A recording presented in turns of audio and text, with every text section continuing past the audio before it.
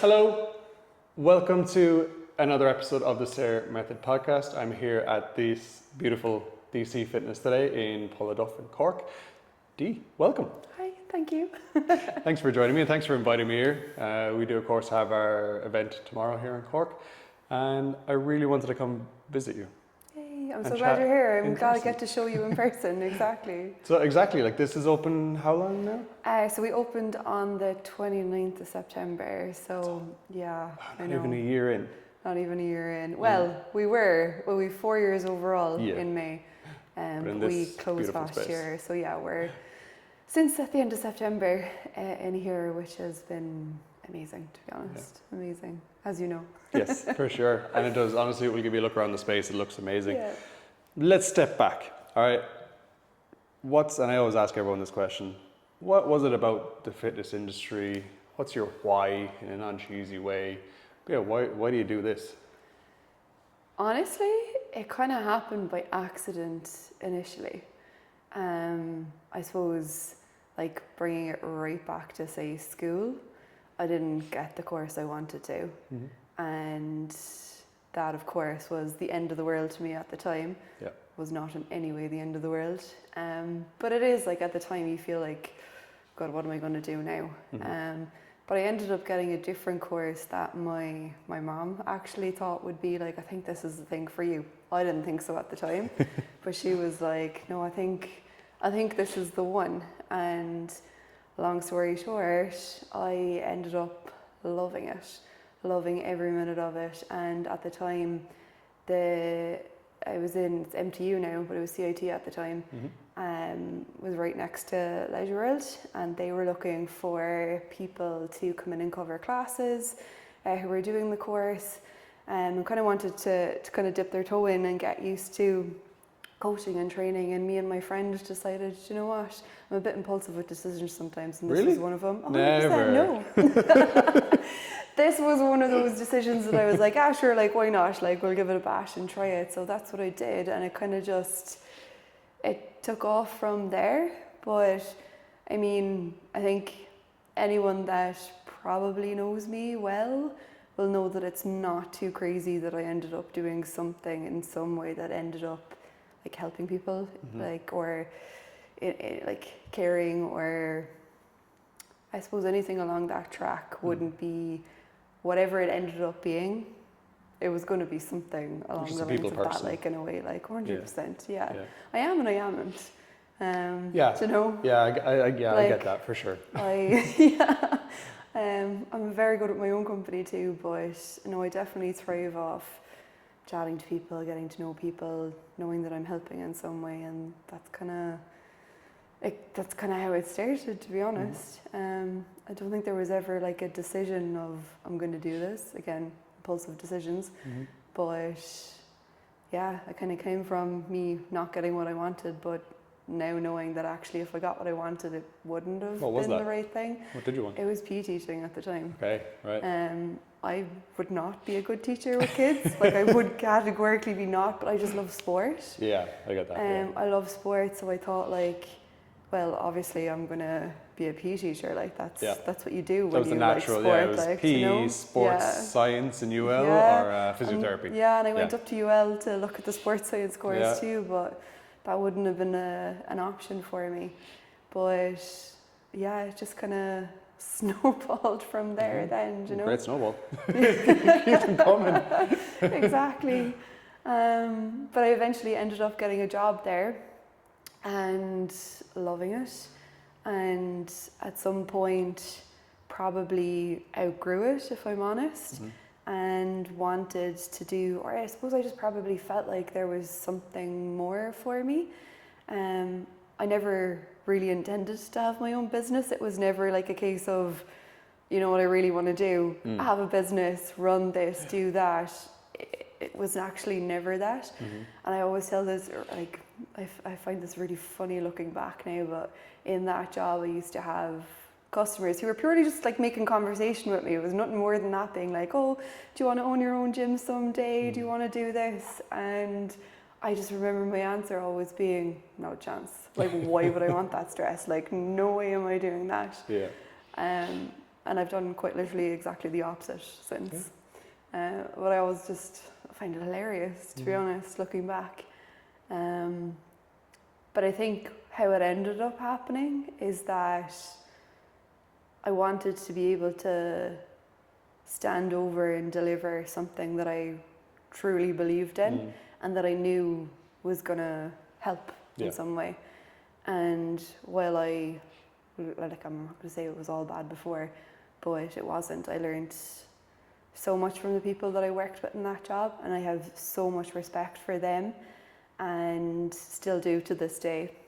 Like incredible coaches, but I learned so much there. But I just wanted to be able to put the best thing out there that I could, and that like wasn't necessarily it.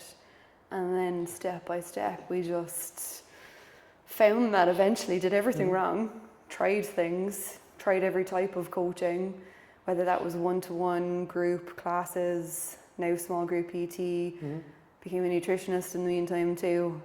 And I think we're just at a point now where I'm like, no, I really believe in what we're doing here in the product. Which is, tell us. Which is, tell us. This is the part I struggle with.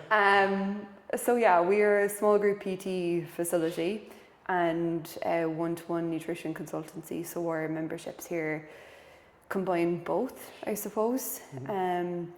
But we like to kind of take I suppose, in my head, all coaching isn't necessarily created equal. And the approach we like to take here is looking at the full picture of not just, okay, we need to come to the gym and train, but how's it actually going to fit into your life?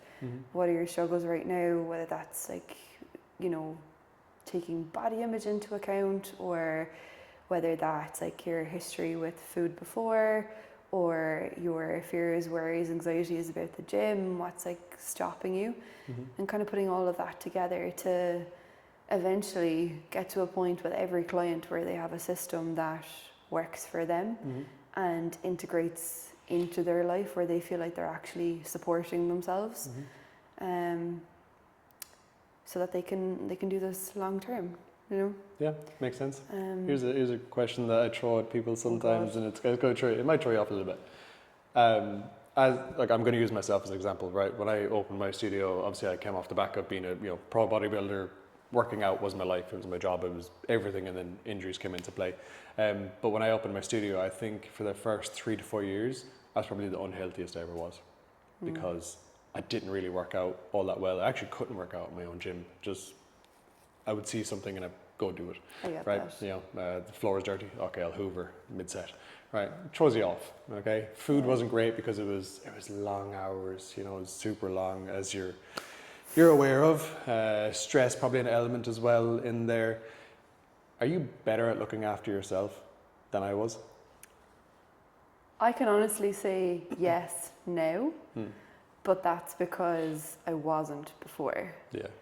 And I would say if things hadn't come to a head before and gotten to the point where, okay, I need to do something about this, I don't think I would be looking after myself very well right now.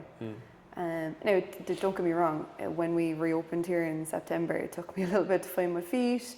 Of course. Refurbing, opening this place, there was no training. There was like meals, like what were those? Yeah. That was a crazy time, to be fair. So worth it, but a crazy time. Yeah. But now, yes. But at the same time, like I have a history with disordered eating. I have a history of overtraining. I have you name it, I've done it. And that got so bad at so many times that I had to get help with that. And I think that's probably the reason that I can sit here now and be like, it's probably the most balanced I've ever been with all of it. And like what I consider to be my healthiest right now, I would have told you back then was, oh, she's doing nothing. Yeah. Whereas actually what I was doing before was not healthy. Yeah. It was just extremes. Yeah, Everything was taken absolutely. to Like, yeah, furthest 100%. possible point. Yeah. Because when I took that job at the start, teaching those classes, that was fine. But like, I can get a little bit obsessive with those things, and it, suddenly I was thrown into a gym environment that I probably wasn't used to, because I was sporty, but I didn't know anything about the gym. I didn't know anything about strength training. So I remember like downloading I think it was a strength training program from the Optimum Nutrition website at the time. And that was the thing that got me started. I remember like hiding in the corner of the gym and trying to start. Now, obviously me starting some strength training is a really positive thing, but it slowly got to, okay, we'll do another day, and then we'll do another day. And then, okay, well, it doesn't matter if I miss that lecture. We'll just go in there in the morning, we'll do that. Oh, and at the same time then, I didn't know this at the time, but I was barely eating as well. So I was also tired. So then it got to the point where I wouldn't even go up to college. I'd just go back home because I was so wrecked. But I had to go to the gym at 6 a.m. because like, this is what I do now. Yeah. Probably So fasted workout, not out as well. Escalated, Yeah. And then swapped that for, I think at the time, that probably gave out at some point, and there was probably a point where I was like, oh, I'm going to focus more now on performance than aesthetics, because that's the healthier thing to do. And that is a good change, but you can also get obsessed with performance. And that's exactly what happened. Yep, I'm maybe there myself at the minute, so yep. So then it became a chasing performance. And suddenly I was going from, oh, I'm going to do 3 days a week in this new gym that I've joined. And that was perfect. That was a really good change for me. I felt so much better, and it was a healthier mindset, but it must. And then it was like, okay, well, I'll come in here at lunchtime and I'll do another session. And then, oh, you've added a new class. Okay, so I'll do that class in the evening, which was a cardio class at the time. Had already been in for the strength training session earlier that day, which it was CrossFit at the time. So like, it wasn't low intensity, and it just escalated again to the point where like that, it just wasn't healthy. And then like on the food side of things, like I just was under fueling, wasn't eating. Also playing sport at the time too. So it wasn't just the gym. And sure, my performance absolutely plummeted. I was no energy, I wasn't eating properly, if barely. And I was training multiple times a day. But I was fine. I'm into fitness, it's fine. So now I train. Now I train. I have someone else looking after my training so that I can just have to turn up and do it. So I'd kind of consider him, let's say, my performance coach, for example. And some of my reason for doing that was because I also knew that he was the coach that wouldn't let me keep climbing and doing more and doing more. That it would be a case of, this is what we're doing, but we're not doing more than that. And equally, okay, come on, we need to do this, So, as well as obviously being good at his job, So that's definitely allowed me to do this better now. And something I've kind of adopted more recently is paying myself first. And I don't mean financially, but I can include that, but like, instead of training everybody else first, coaching everybody else first, and then trying to squeeze myself in at the end of the day, instead showing up for myself first. And that can be training, that can be meals, that can be food, that can be rest, whatever it might be. Or doing what I need to do for myself, and then coming in and looking after everybody else. And I do that so much better because of it. And enjoy it more too. For sure. But yeah, it's as really you can tell, I can hear. talk about this stuff all day. But no, it's refreshing to hear, because like it always comes to a head, and I notice this now working with hundreds of business owners at this stage, is a lot of us are extremists, I would say, whether that's be it in our sporting lives and careers. Like obviously I took bodybuilding as far as I could, so my body was just like, nope, you're not doing that anymore. But I get it now. I've taken up cycling in the last year, but it's kind of addictive, but it's also exciting to be addicted to something. I know it sounds very strange. No, but I get it. It's obviously it's a healthy addiction, right? When I say cycling, I mean cycling a bike, right? For anyone. Okay. All right. And yeah, it's genuinely exciting, but I also have this wicked habit of when I start something new, even though I cycled in the past, a little bit of competitive stuff, it's like, now I need to be the best. Yeah, and buy all the gear. Yeah, for sure. Yeah. And cycling is an expensive sport, as I figured out. So thankfully I had to put the training wheels on and pull myself back a little bit. But it's always the same thing. I'll start something new. Same with business. It's the exact same thing. It's like I'll start, this business, the studio or the online coaching or the digital media agency. It's like, how do I now become the best? While kind of skipping the fact of like just, growing it, And I feel like there's some merit to that.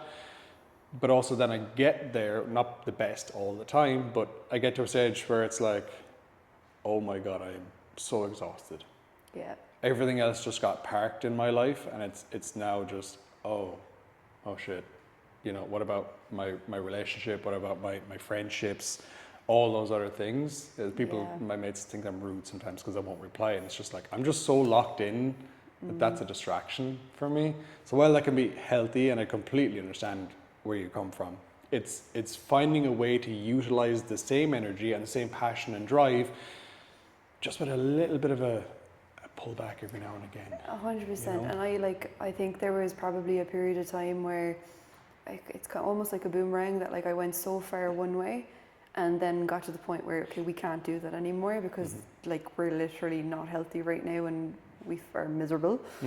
I don't know who we is, but anyway. All of us, all of us who are extremists. All the personalities. But it almost boomerangs the other way because while on the outside that can almost look like, oh, this isn't healthy either, it's almost, well, for me at least, it was almost necessary to leave go and leave the control behind. And I probably thought for ages, if you, there was a time where I couldn't even, if you even mentioned protein powder, I was like, no, that's that extreme fitness stuff. I can't, I can't. It's protein powder. It's fine. It's not a big deal. Or anything that kind of reminded me of that time where I was, no, that's the extreme time. Yeah.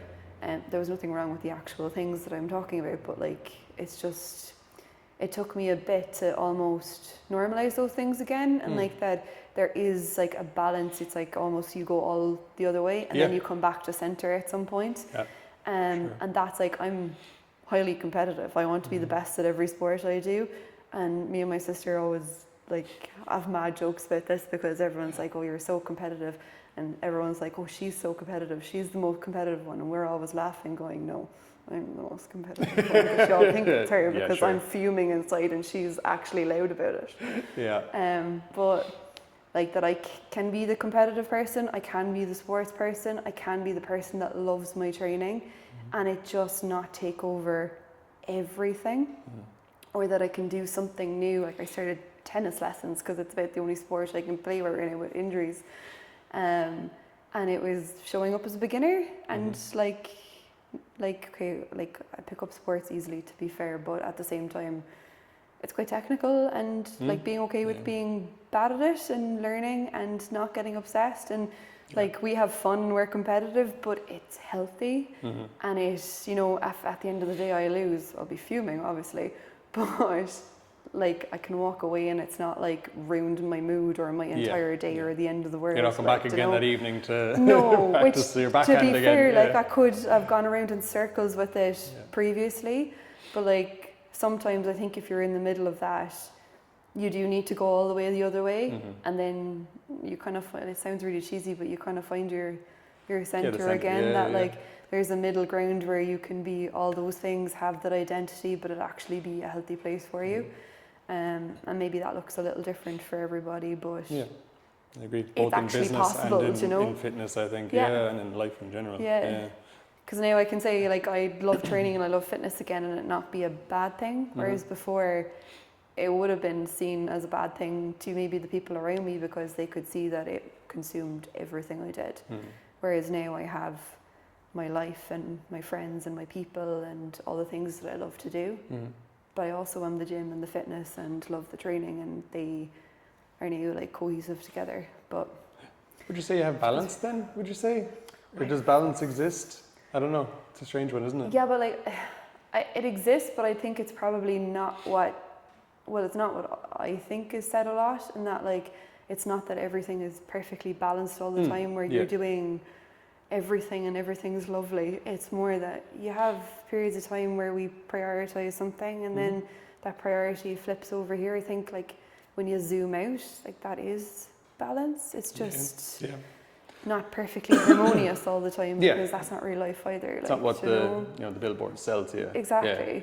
But it is balance, I suppose. Do you know? And like, I think it's different for everyone. Balance, like a 9 to 5 is different to what we do, and a lot of the time I'll say, oh, I want to get into business and work my own hours. You didn't, but I did for sure. I come from my mom's been self-employed for I think 38 years now, which is crazy. So for me, I was always around that environment, and I was she's a florist, she had a flower shop, so she just had me selling flowers since I couldn't even reach the till, right? So I've always been around sales and selling and learning from her. Not that she would say it much, she always steered me away from self-employment actually. She really pushed me to go into university, and I did go, didn't stay, but I got there, and then fitness became my life obviously, and I got the opportunity to travel and compete, and I wasn't going to turn that down. But that was my super early exposure, and maybe that's why the business element comes. Easy is maybe not the correct word, but it's more natural to me. I don't feel icky in sales situations. If it's something I believe in, of course. If it's like I sold door-to-door electricity package, I think it was in uni, just to get a bit of money together. But if something I believe in, I'll sell it, because it doesn't feel like selling, right? Especially when it comes to helping business owners. Like I know I've got it, and I know our team at SAOR has got it. We've got years of experience, so that to me becomes just easy. And that element to you, considering you didn't have a mindset of, I want to work for myself someday, is that something you had to overcome? Is it still something you have to overcome? It's still something that messes with me sometimes, because like in my immediate family, it was get the full-time job, get the secure job. Like that's not a bad thing either. Like that's the right thing for so many people, and it's the right thing for a lot of them. But I think that sometimes I wonder, is this like a flaw more than anything? But like I have my own ideas about things, and like you won't change my mind about it. So I think I was probably always leaning that way, but it's definitely something I had to overcome, because like being self-employed was way too risky. Like there's too many bad things that could happen there, or it doesn't work out for most people. So I think I definitely battled with that inside my own head, and then obviously the people that care about you are only concerned. They want things to work out for you, they want you to be happy, so naturally when it's not their natural environment either, they're worried for you. So it was unnecessary risk essentially. Exactly, because at the end of the day they just want you to be happy and content and doing what you want. And don't get me wrong, they're the most supportive human beings. None of this would exist without them. But it definitely has been a battle in my own head of like, am I doing the right thing here? When you have, especially when you're having a bad day, because there's plenty of them, where you're like, oh, as much as I love this, maybe it would just be easier if I went and got the secure, safe job. I also know that I wouldn't last 2 seconds in it. But you're past that point now of being employable. 100%. I'm like, I just want to do it my way. But it definitely wasn't easy, and it's definitely something that I battled with in my own head. And as supportive as everyone was, you do feel like you're going against the grain, which even if it's the right thing for you and everyone's really supportive of it, regardless of the worries that they might have themselves, it's just a bit of an internal battle more than anything. I'll be like I'm not doing something crazy here, right? I am doing the right thing. I actually don't think until we moved in here in September was I really okay with it, because I mean, it was probably much harder before the place we were with business. So I was constantly questioning, you know, like, am I making a mistake here? So, like, is there an easier way to do this? Like, would life be better if I wasn't constantly worried like this? But I think being here, I've kind of realised that it wasn't the self-employed part that was the problem, but the situation, the environment, the way I was running the business, like, that wasn't sustainable. Yeah. So right now, being self-employed doesn't seem so scary anymore because I actually just really love what I'm doing now. Yeah. And it's calm. Calm is the word that always kind of sprung when we moved in here, was that like, oh, it should have always been like this, do you know? Yeah. And yeah. I'm really Even the space enjoying it. gives off that though. It does. It genuinely Yeah, gives well, off that's that. nice I to could hear. see myself having a nice little nap right there in that floor quite happily. Yeah. I probably need it at this stage. I'm always messing with one of the business owners down below because they have like really loud music, like club kind of scene, and then here I'm like, oh. So do you the It's like gym the or contrast is wild. And so you had ultimately had probably one of most business owners' worst fear happen to them.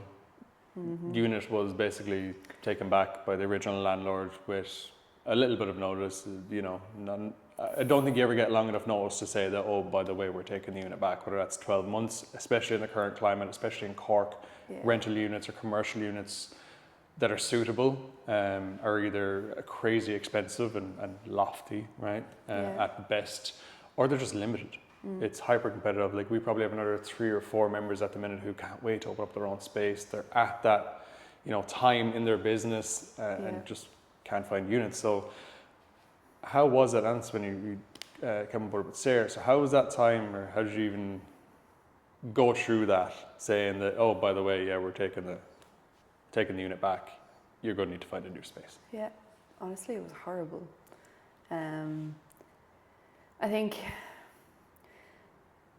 don't think I've actually said this out loud to myself, but there was probably just a little part of me from the, like, we were saying about the fear and being self-employed, that was like, oh, this is just how it ends.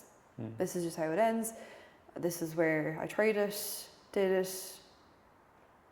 It didn't work out, you know, because it was so hard at the time there.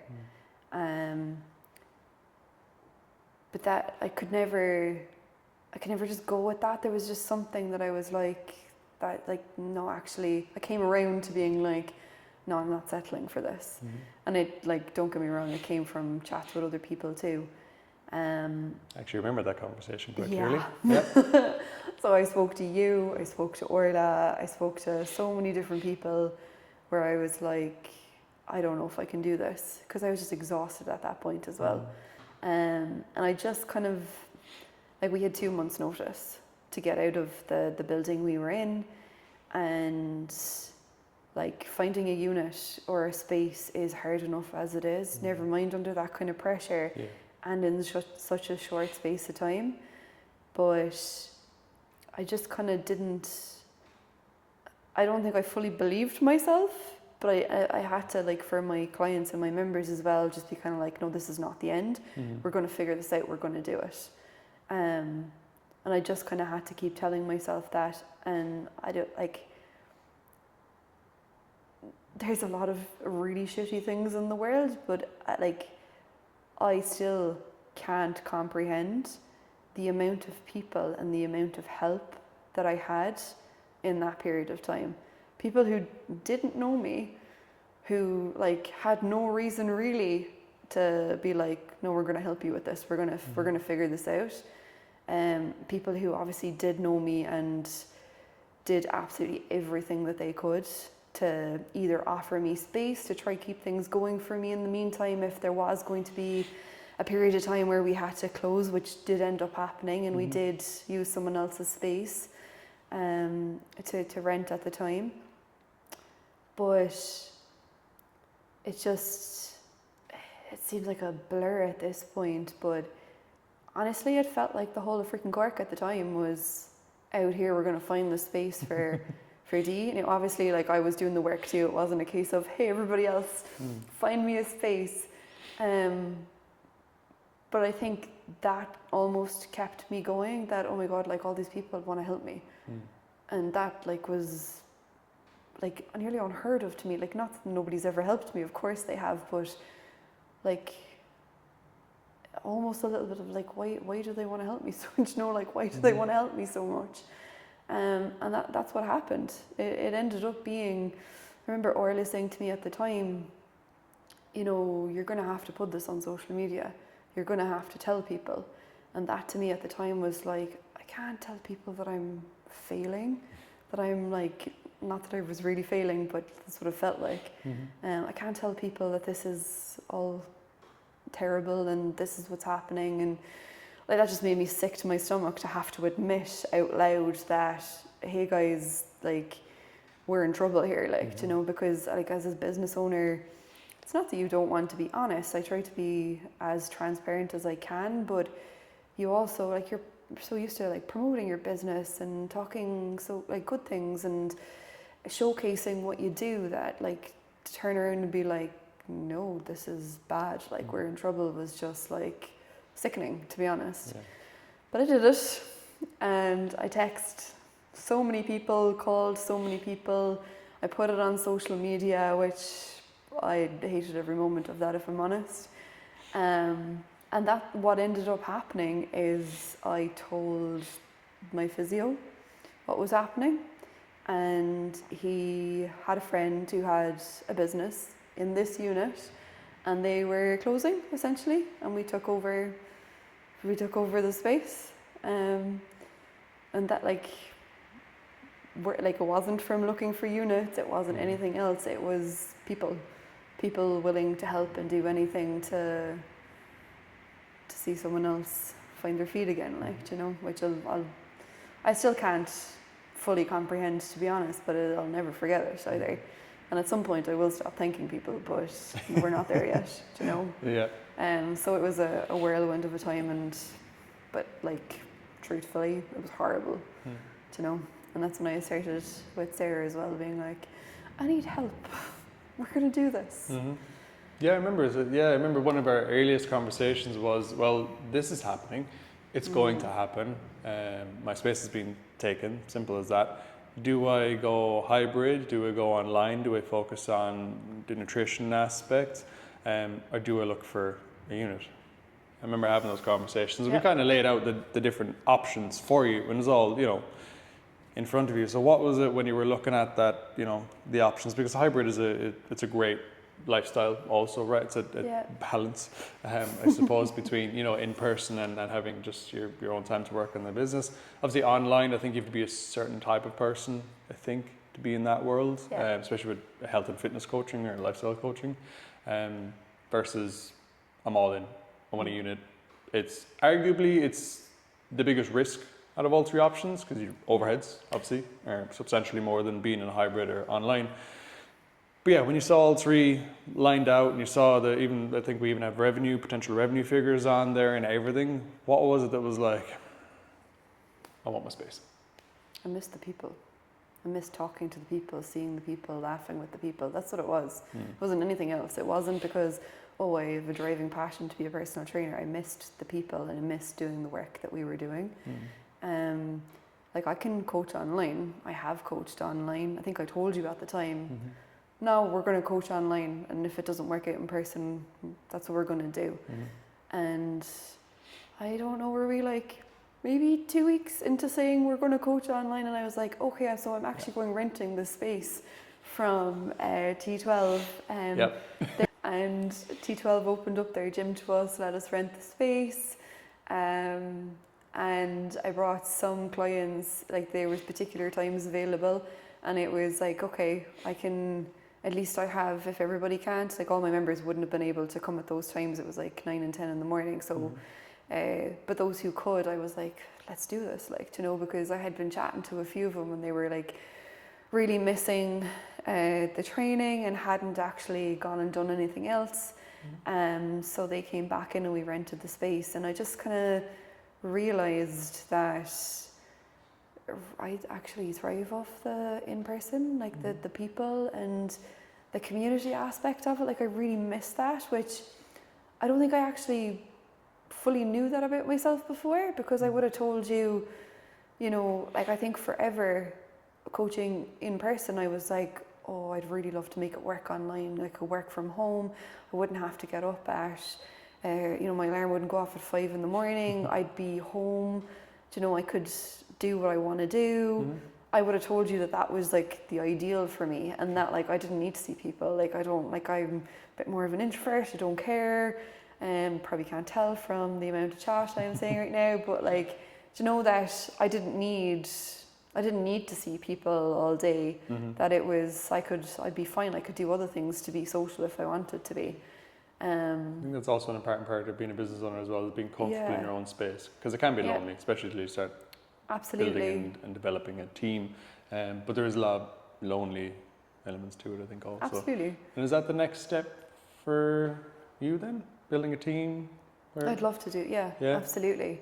I've had some great coaches work for me already, and I loved having them in. It just, last coach that was with us in the last place moved home to Galway.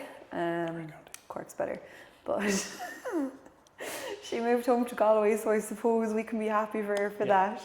But no, I would have kept her in a heartbeat, but she got the opportunity to move home, so it made the most sense for her. So I think I just took some time to find my feet here, I suppose, and get stuck in again. But absolutely, the next steps is building a team and building the vision a little bit more, to beyond just me, but it's actually just doing more of what we're already doing. Yeah. Just at scale. Yeah, exactly. Yeah. The mission remains so the same. definitely, yeah, nothing's changed really. But yeah, I like running a team. I like working with people, and almost an unexpected part of it that I have realized that I really love is like mentoring other personal trainers that are, especially those that are starting out in the industry and finding their feet, because I don't feel that there's much support there for new PTs. So having someone to learn from in the early days, I think, is like integral really to the coach you become, because like my first job, as I said to you, I had the best people to learn from. I worked with amazing coaches, coaches I still learn from, to be honest. And I like giving that to someone else. Almost in a selfish way, to be honest, I really enjoy it. Yeah. But also when you see them find their feet and confidence and kind of thrive at it, it's really great to see. So maybe you would have been a good PE teacher then. Yeah, but this is adults, not children. It's very different. I get that, and I understand that completely. I genuinely love what I do with business owners from the business angle. We all love it, right? We're deeply passionate about it. And look, thank you for having me here today. It is a wonderful space. I can't wait to see you grow a team. We'll be with you every step of the way, and build the vision even further and help even more people. Me too. Thank you. Thank you.